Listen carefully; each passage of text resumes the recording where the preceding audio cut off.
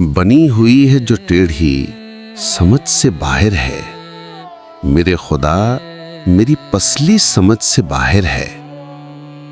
تمہارے ہونٹ پہ دل کو بیاں کیا کرنا، یہ کائنات کی کھڑکی سمجھ سے باہر ہے۔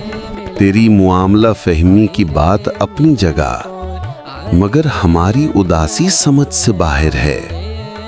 اشارے کرتی ہوئی زاویے بناتی ہوئی چراغ جیسی خاموشی سمجھ سے باہر ہے۔ میں شعر کہنے لگا، فلسفے بتانے لگا، ہنوز سانولی لڑکی سمجھ سے باہر ہے۔ سہیلیوں کے بھی کھولے سے وہ نہیں کھلتی، وہ رنگدار پہیلی سمجھ سے باہر ہے۔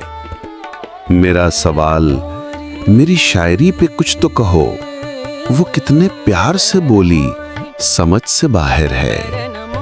لگی ہوئی ہے گرہ راز کوزہ گر پہ کوئی، تمہارے چاک کی مٹی سمجھ سے باہر ہے۔ عجب ہے خدا کہ بھیدوں میں چھپ کے بیٹھا ہے، عجب ہے آدمی اپنی سمجھ سے باہر ہے۔ اسی میں اٹکے ہوئے ہیں نظر بھی اور دل بھی، گل ایک شخص جو میری سمجھ سے باہر ہے۔